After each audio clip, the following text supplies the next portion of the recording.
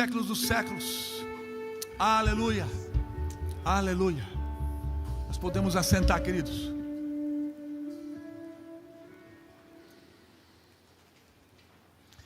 Qual é o maior desejo do seu coração nesta manhã? Qual é o maior desejo da sua vida? Paulo, ele deixa isso muito bem definido e claro. Ele diz assim que eu considero todas as coisas por perda, por refúgio, por esterco, pela sublimidade do conhecimento de Cristo. A carta que ele escreve à igreja de Éfeso é para despertar naquela igreja da Ásia um desejo ardente pelo Senhor. Quando nos propusemos a estudar esta carta com vocês, nós queríamos aprofundar um pouquinho mais as Escrituras Sagradas, levando vocês a uma profundidade maior da sua experiência com o Senhor. Eu quero convidar você a abrir sua Bíblia lá na carta de Paulo à igreja de Éfeso, capítulo 3. Faremos a leitura dos versículos 14 até o 21.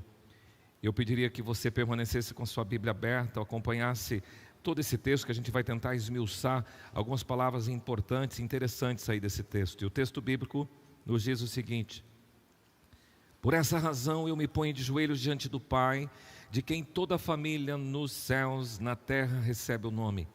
Eu peço a Deus que, segundo a riqueza da sua glória, conceda a vocês que sejam fortalecidos com poder mediante o seu Espírito no íntimo de cada um. E assim, pela fé, que Cristo habite no coração de vocês, estando vocês enraizados e alicerçados em amor. Isto para que, com todos os santos, vocês possam compreender qual é a largura, qual é o comprimento, qual é a altura e a profundidade, e conhecer o amor de Cristo que excede todo o entendimento, para que vocês fiquem cheios de toda a plenitude de Deus.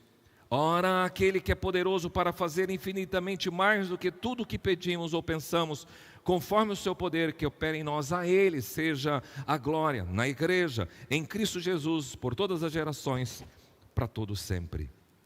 Pai, que esta palavra possa entrar no nosso coração nesta manhã, e que os teus filhos que aqui se reúnem, aqueles que participam conosco online, possam ser desafiados e despertados para um conhecimento mais profundo de toda a plenitude que temos no Senhor através de Cristo Jesus.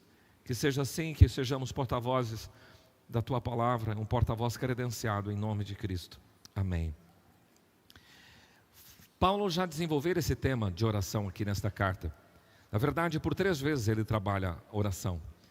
Lá no capítulo 1, ele ora para que as pessoas tenham um entendimento espiritual, tenham discernimento, a revelação e a iluminação. Aqui, ele vai orar para que as pessoas sejam cheias da plenitude de Deus.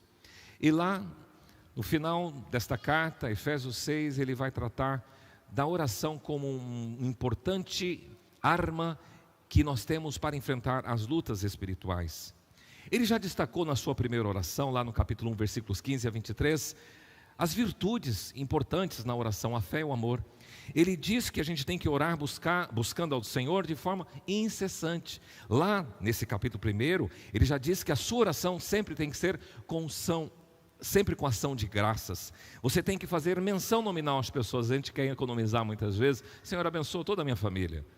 Na verdade, você teria que ser um pouquinho mais específico com o Senhor. Senhor, quero que o Senhor esteja com a Neia, esteja com o nosso filho, esteja com a Luísa, e você vai detalhando o nome das pessoas. Ele diz: faço menção de vós nas minhas orações. Todos vocês são mencionados nas nossas manhãs de esperança, sabiam? Porque nas manhãs de esperança a gente ora pelos aniversariantes, e pelo menos todos os anos a gente sempre ora todos os dias, pelo menos os dias úteis, mas sempre orando pelos aniversariantes, e sábado e domingo também. Então o seu nome é lembrado nominalmente diante do Senhor por esta igreja. É esta a ideia de Paulo. Ora recorrendo exclusivamente a Deus, não tem outro caminho, é direto ao Pai, e você pode fazer isso sempre em nome de Jesus. Ore apresentando os seus rogos, os seus pedidos, e a primeira oração era isso: Senhor, dá à tua igreja sabedoria, dá revelação, iluminação e clareza para viver nesse mundo difícil. E ora confiando no poder de Deus, porque o mesmo poder que agiu em Cristo Jesus ressuscitando dentre os mortos é o mesmo poder que age na igreja de Cristo hoje. É isso que ele trabalha.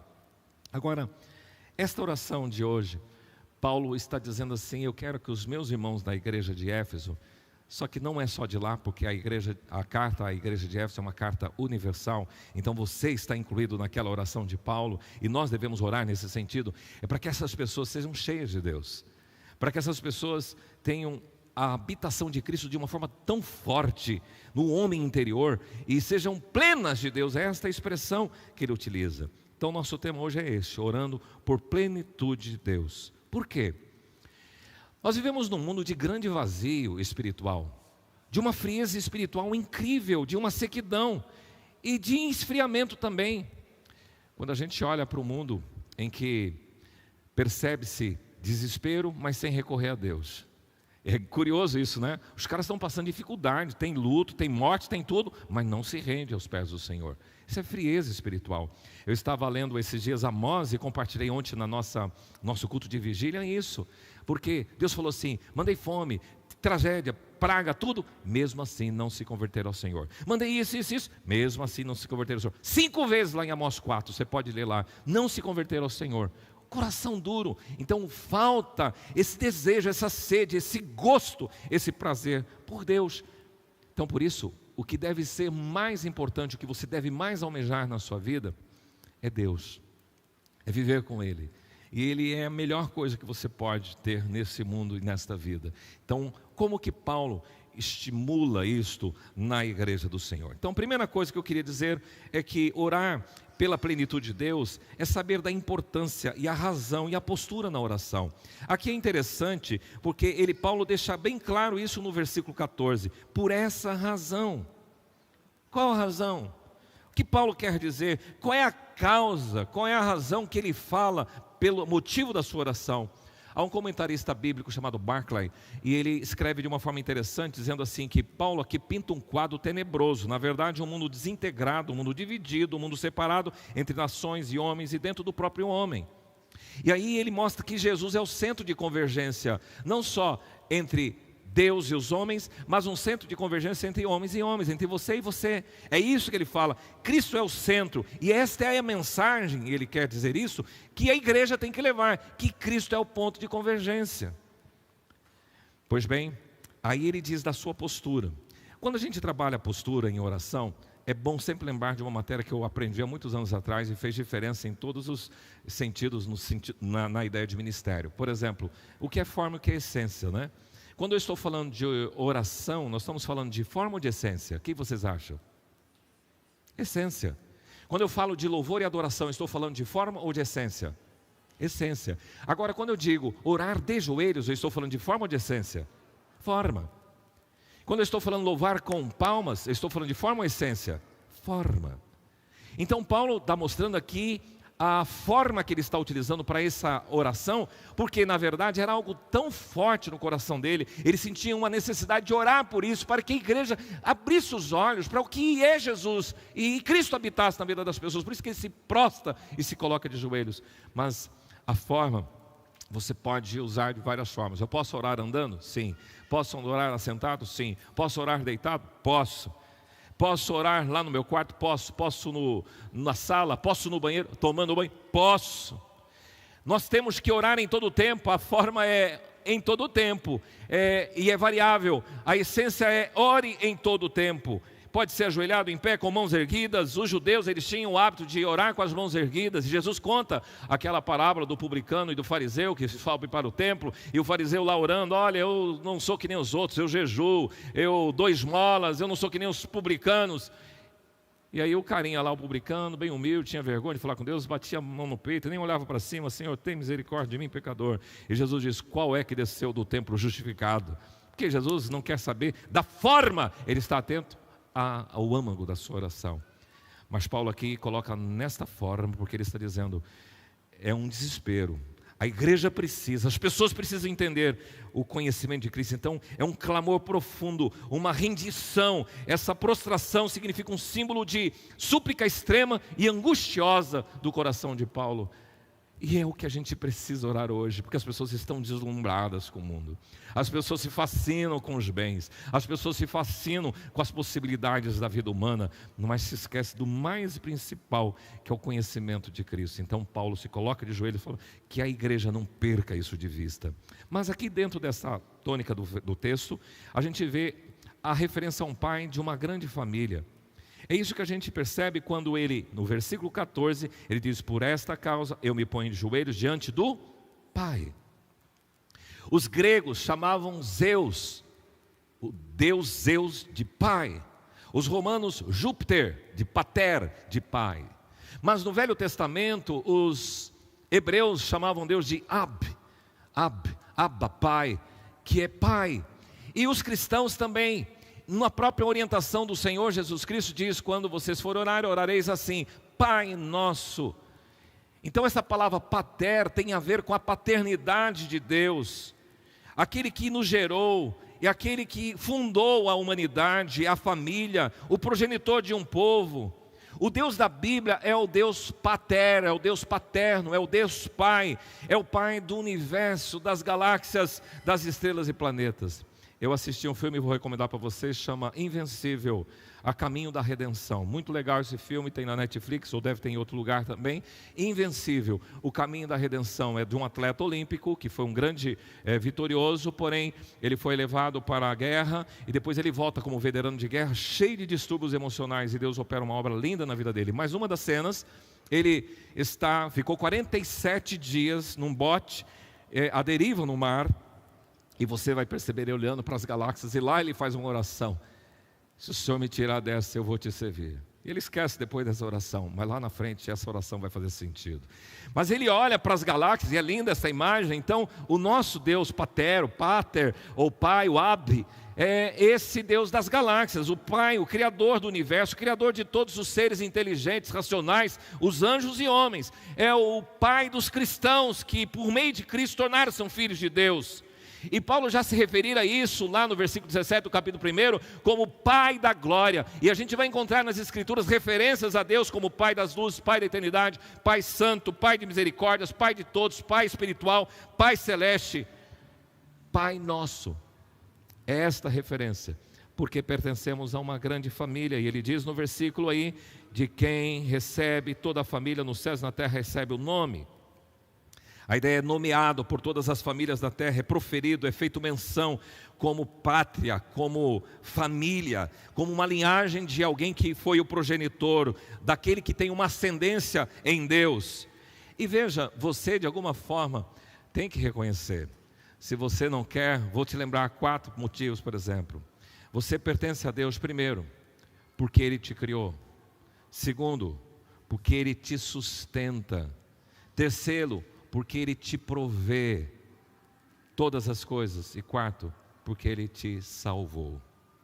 Não tem como. Então você tem que entender que Deus, o Pai, Ele inclui você e abraça você. E é importante porque Ele é um modelo de toda a paternidade verdadeira. E quantos pais têm essa dificuldade, como eu tenho, de compreender esse coração paterno? Agora é curioso, né, que quando o nosso filho, para acessar o coração dele, a gente tem que buscar em Deus, que algumas coisas a gente não entende nos nossos filhos, é ou não é, pai? E que a gente faz? Deus nos ajuda a compreender, e a forma de chegar e explicar o que é, o que não é. Então, esse coração paterno nós temos que buscar em Deus, como que Ele age na sua paternidade. Então Paulo está orando pela plenitude de Deus: por esta causa me ponho de joelhos, e chamando ao grande Pai, por quem chama toda a família da terra. Agora, a terceira coisa é que ele fala da capacidade de provisão desse Pai. Veja aí, quando ele está mencionando no versículo 16: peço a Deus que, segundo a sua riqueza em glória. A palavra usada aqui significa fortuna. O seu Pai é rico. Ele tem muito para dar, Ele tem uma abundância de possessões, riquezas. A palavra é que na glória dEle, na sua majestade, no seu esplendor, no seu reino, na sua realeza, há muita coisa, há uma grande capacidade divina de realizar, há uma suprema riqueza nele, há uma suprema capacidade de prover, de atender, de ouvir, de responder à sua oração e de suprir. A base, então, Paulo está dizendo assim: por que eu oro para que você seja cheio de Deus? Porque Deus tem muito para dar. O depósito de Deus é enorme, o almoxarifado, o armazém geral, onde todas as bênçãos estão, é enorme e Deus quer te dar. E lá ele diz: aquele que é poderoso para fazer infinitamente mais do que tudo o que pedimos ou pensamos. Ele é, diga comigo, Ele é poderoso para fazer muito mais do que eu peço, do que eu penso. Imagina isso você. Ele é capaz de fazer assim. A palavra poderoso é a mesma que usa lá em Atos 1:8. Recebereis dunamis, é derivado do namai. Vocês serão fortalecidos no poder dele. Ele é capaz, ele tem poder para te dar isso. Infinitamente mais é hiper, mais do que mega. Quanto você pede e pensa, ele supre. Há uma coisa linda aqui na ação de Deus, e a gente pode juntar dois textos. Um é de Filipenses, outro de Salmos. Porque o de Filipenses capítulo 4, você encontra no versículo 19 o seguinte: e o meu Deus, segundo a sua riqueza em glória, há de suprir cada uma das suas necessidades. Quando você vai para Salmo 37:4, diz assim: agrada-te do Senhor e Ele vai satisfazer os desejos. Então nós temos necessidade e desejo. Deus, Ele é capaz de, segundo a riqueza em glória dEle, o grande armazém geral que Ele tem, o ambiente cheio de bênçãos para te dar, Ele pode suprir cada uma das suas necessidades. Mas Deus pode fazer um capricho seu, pode atender um luxo que você queira, e Ele faz isso quando Ele se agrada do seu filho. Qual pai, em bom senso, que o filho pede, a gente não tem vontade de dar? Eu queria dar tudo o que o meu filho precisa. Agora, a gente sempre espera ver esta correspondência, se há uma coerência, se o cara vem só com interesse ou não, se o filho realmente reconhece o pai. É isso que é agradar. A palavra agrada-te é: faça Deus ficar contente com a sua vida e Ele vai suprir os desejos. Eu já contei essa história alguns anos atrás, como Deus faz com desejo. Estávamos em Gramado, Gabriel era pequenininho, e eu e Neia, e eu falei para a Neia: a gente pode ficar mais um dia em Gramado, numa diária, ou a gente pode ir comer o fundi, um rodízio de fundi, o que você prefere? Ela falou: pode ser a diária. Eu falei: tá bom.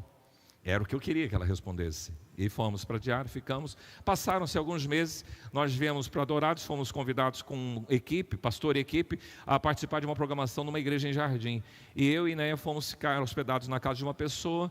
E sabe o que ele fez naquele dia? Fundi. E depois a Neia me compartilhou, falou: bem, como Deus satisfaz os desejos da gente. Eu falei: como? Lembra quando estava lá em Gramado e você perguntou o que eu queria? Na verdade, o meu desejo era fundir. E Deus ouviu ela, fez: Deus, você é lindo. O Senhor atende os desejos. Deus preocupado com fundir, Ele atende dos seus filhos. E você tem que ter essa consciência, porque Ele está dizendo: a riqueza dEle, a abastança, o armazém, o almoxarifado de Deus é enorme, e tem toda sorte e variadas bênçãos para te dar. E Ele faz disso o texto, segundo o seu poder, que opera, que energiza em você. Inclusive a palavra entusiasmo, qual é na língua grega? Entuteos, que é Deus dentro de você. Teos, Deus, e entrou dentro de você. Então esta é a abordagem. Deus é que te dá essa operação, energia para atuar, para produzir e trabalhar na sua vida. Um poder que atua, que é eficaz em você. Sabe, não dá para a gente pensar numa vida cristã assim, todo desanimado. Que inverno é chato. É frio, é chato. É calor, é chato, tudo é chato, meu irmão. O Filho de Deus, ele vai aprender a conviver com todas as estações que tem, as estações que você pode se adaptar melhor ou não. Mas quando você recebe a energia de Deus, tudo seja feito para a glória de Deus. Você acorda: vou trabalhar com vontade. Está difícil, esses dias nós acordamos 5 horas para caminhar cedinho, um vento frio. Vamos, porque nós temos uma energia, um dunamis, um poder que está dentro de nós, que nos leva a glorificar. E quando você acorda cedo e começa a ouvir os passos, fala: Deus, o Senhor é tremendo. É esse Deus que Ele está falando. Ele está dizendo que Deus é capaz. Então orar pela plenitude de Deus é ter a consciência que Deus é capaz de fazer tudo mais do que você pede e pensa, do que você deseja e do que você necessita. 4º lugar, agora entra o pedido em si. Por que que Paulo ora? Pelo que Paulo ora? E ele diz aqui: eu oro para que vocês sejam cheios de Deus. Você tem buscado ter experiências com Deus? Porque se você começou a sua vida cristã, mas sempre com aquela rotina mesmice, mas sem se aprofundar em Deus, você está perdendo um grande tempo. Ontem, por exemplo, nós estivemos aqui reunidos no nosso culto de vigília, e aquelas pessoas que vieram ávidas, desejosas por experiência com Deus, tiveram.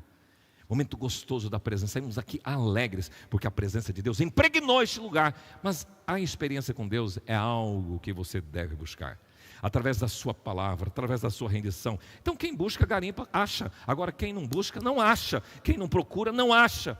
Quem não bate, não tem porta aberta. Então quando o Filho de Deus se coloca a buscar, e a buscar, e a pedir, Deus ouve. E aí Ele dá. E o que Paulo pede aqui? Versículo 19: conhecer o amor de Cristo, que excede todo entendimento, para que vocês fiquem cheios de quê? Vamos lá comigo? Cheios de quê? Toda a plenitude de Deus.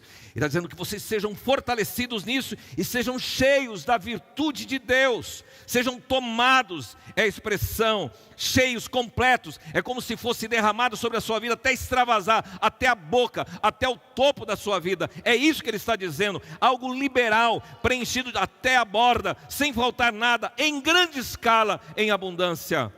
É a completude de Deus na sua vida. E isto se torna uma força propulsora, porque ele diz aí: peço a Deus que segundo a sua riqueza e glória conceda a vós que sejam fortalecidos com poder, mediante o quê? O seu Espírito. Onde? No íntimo. Vamos ver se estão acompanhando lá comigo? Vamos lá. Peço a Deus que segundo a sua riqueza e glória conceda a todos vocês que sejam fortalecidos com poder, mediante o seu Espírito, no íntimo. De quem? De cada um. No seu interior. Essa é a oração de Paulo, para que Deus esteja assim preenchendo você com esse poder. A palavra fortalecido é revigorado, aumentado em força, tornando-se forte para enfrentar. Quando Jesus foi referido por Lucas e crescia Jesus em sabedoria e tal, ele está dizendo disso, que Jesus estava crescendo forte. A palavra de Deus chega para Josué e diz: ser forte e corajoso, você vai enfrentar o coronavírus. Ser forte, você vai enfrentar as dificuldades do desemprego com força da onde? Que vem de Deus. Enfrentar a doença, enfrentar os problemas com a força de Deus, o poder que está dentro de você. Na minha juventude, eu recebi um folheto sobre bomba atômica espiritual. Falei: nossa, que legal, quero ver isso aí. E eu tinha muita vontade de ter experiências com Deus. Ainda continuo, quero ter experiências com Deus. E eu me recordo que falava de Atos 1:8, dizendo dessa expressãozinha: recebereis dunamis, recebereis poder. Porque a palavra dunamis é a mesma de dínamo, é a mesma de dinamite, é um grande explosivo, porque ele fala a bomba atômica espiritual. Quando você estiver energizado, cheio do dunamis, seja dinamite espiritual, cheio do dínamo espiritual, que é o Espírito Santo, você vai ser fortalecido, revigorado e corajosamente enfrentar a vida. E ele diz aqui: mediante quem? Olha lá a palavra, mediante quem? Espírito Santo.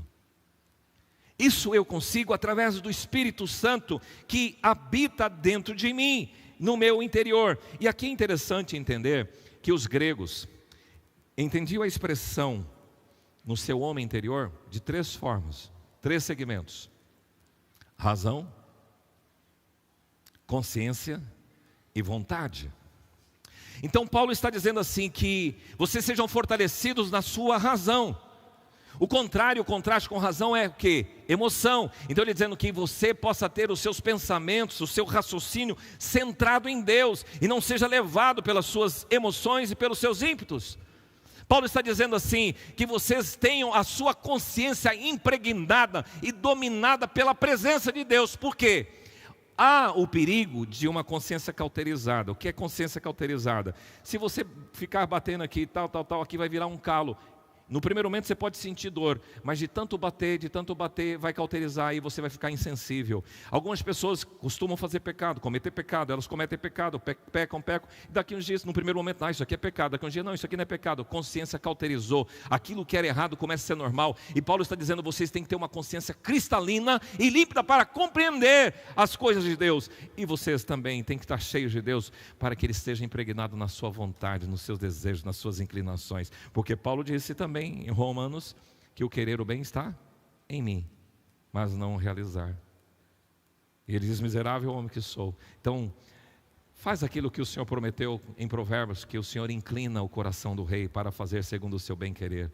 É orar para Deus: Deus, inclina o meu coração, inclina a minha vontade, inclina os meus desejos, porque passa na sua mente, passa no seu coração algumas vontades absurdas, algumas coisas esquisitas. Se você não crivar ao senhorio de Cristo, elas vão detonar a sua vida. Então você tem que dizer: cria em mim, Senhor, um coração puro, renova dentro de mim um espírito inabalável, uma consciência centrada, sensível ao Senhor, e uma razão que é coordenada pela tua palavra. É esse o pedido de Paulo. Então ele pede por força, ele pede por esta força propulsora no seu homem interior, mas ele pede também por intimidade na comunhão. Olha aí no versículo 17: assim habite Cristo no vosso coração.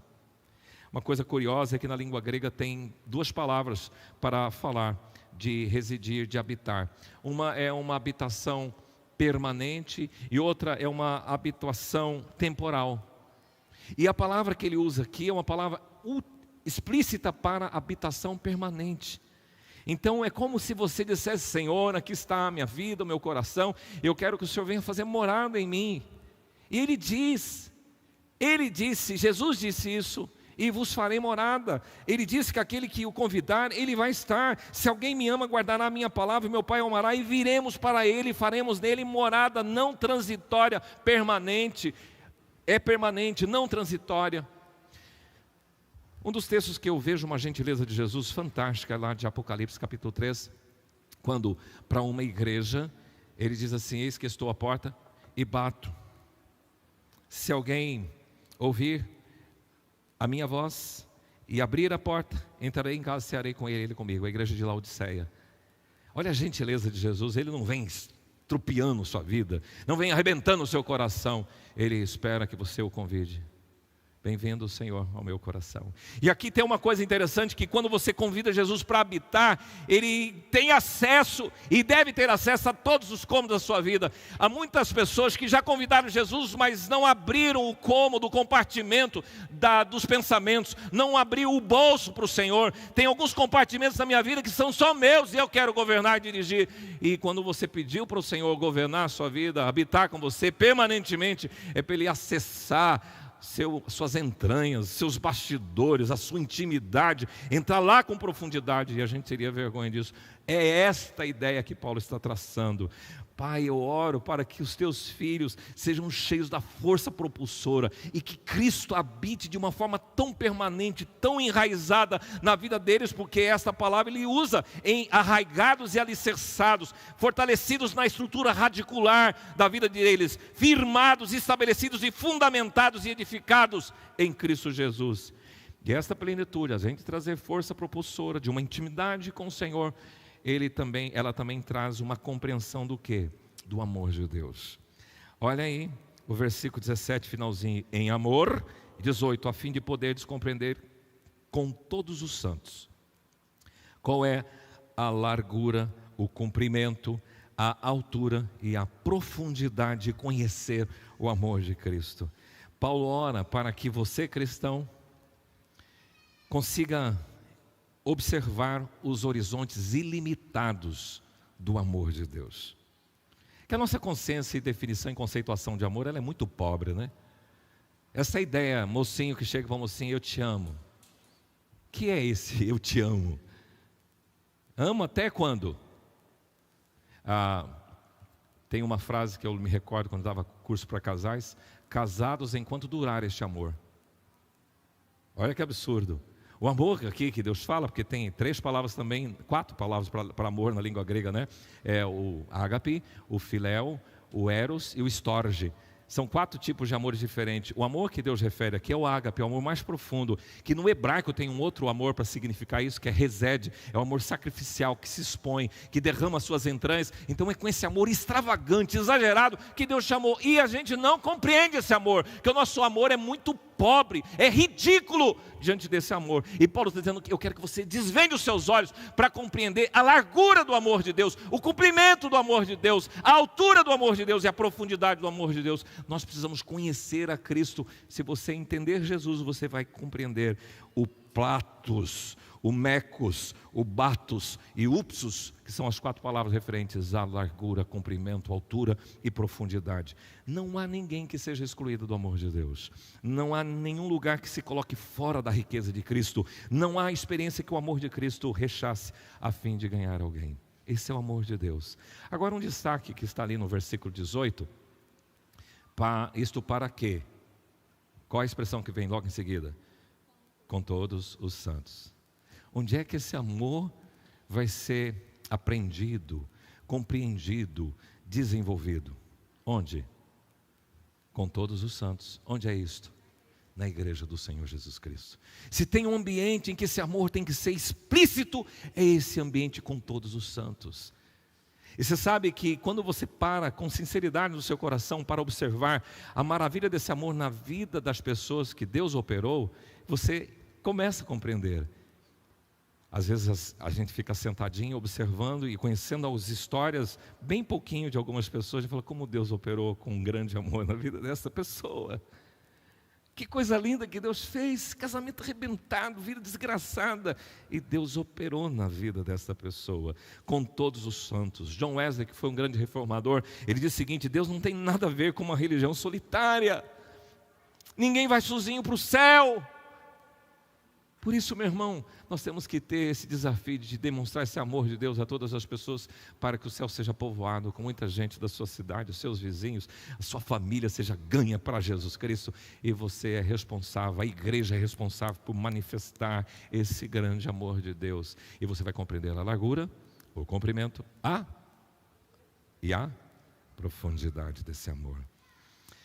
A igreja pode ter suas falhas, sim, mas os membros da igreja podem até estar longe de ser o que deveriam ser, mas é na comunidade da igreja que a gente encontra o amor de Cristo.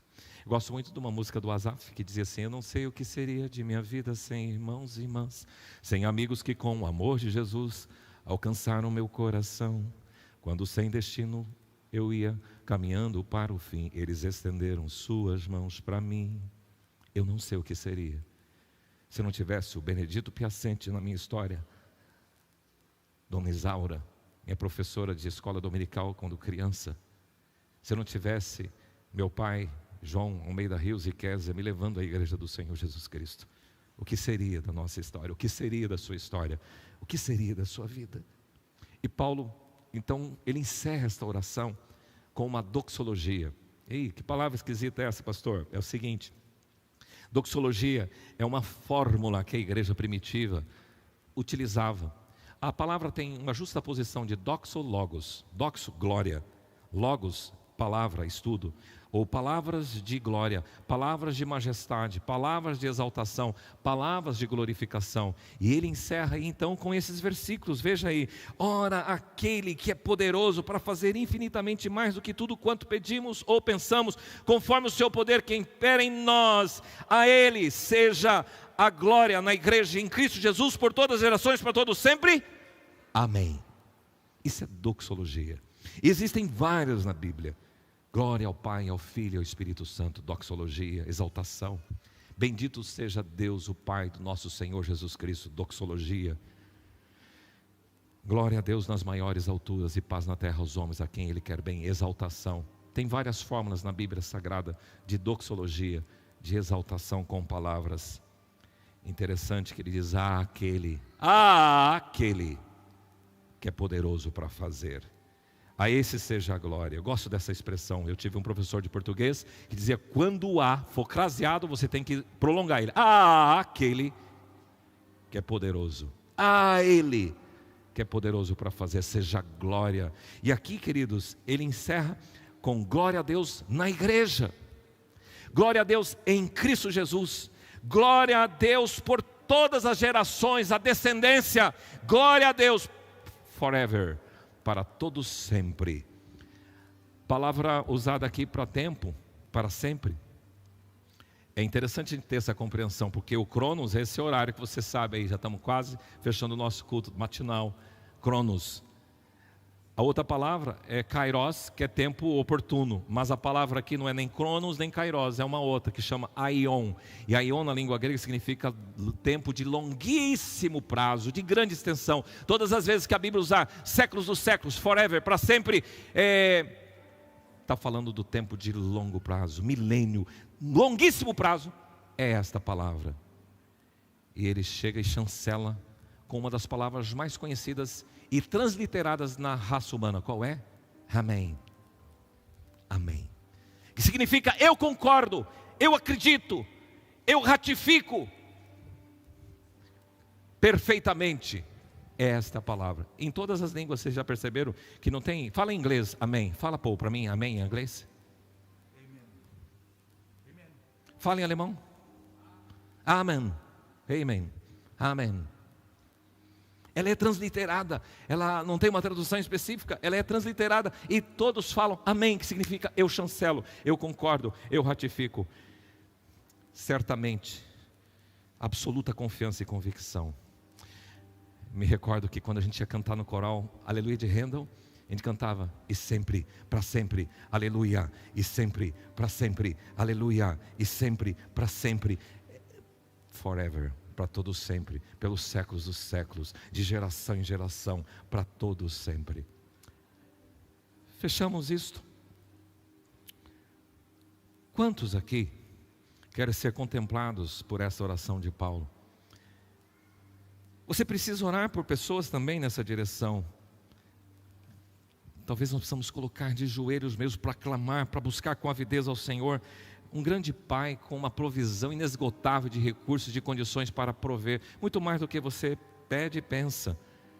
E você precisa dessa energia, desse poder, da força de Deus. Você precisa da habitação permanente de Cristo na sua vida, entrando em todos os compartimentos. E você precisa compreender, entender, discernir a largura, o comprimento, Vocês estão me acompanhando? Vamos lá. E a do amor de Deus que está em Cristo Jesus. Vamos ficar em pé. Nós cantamos logo no início. Vem me visitar hoje aqui. Quero conhecer mais de Ti. Eu quero viver algo novo. Faz meu coração arder de novo. Você precisa buscar essas experiências com o Senhor. Pedi e dar-se-vos-á. Buscai e achareis. Se você fica aí acomodado, e aqui vai uma crítica àquelas pessoas que muitas vezes estão no seu sofá e vai para tudo quanto é lugar da cidade, mas não vem à igreja. Você pensa que você vai ter experiência com Deus? Pensa nisso. Busca Deus. Acorda de manhã, vai buscar o Senhor na oração. Como é que diria a nossa canção antiga? Sem esse poder, não vai, não vai. Os dias são de trevas, sem poder o crente cai. Levanta cedo, vai buscar poder. Lembra dessa canção pentecostal que a igreja precisa revigorar hoje? É isso, clame pelo poder de Deus. Vamos declarar essa oração. Se você quer mais de Deus, declare essa oração.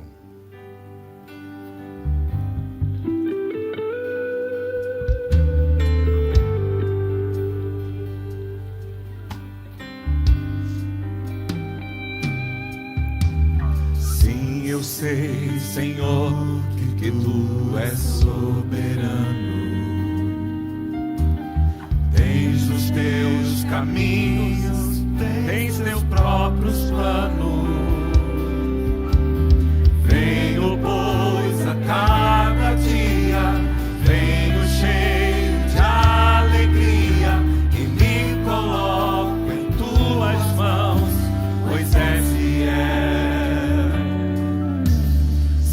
Eu sei, Senhor, que Tu és poderoso. Quem Ele é? És um Deus tremendo,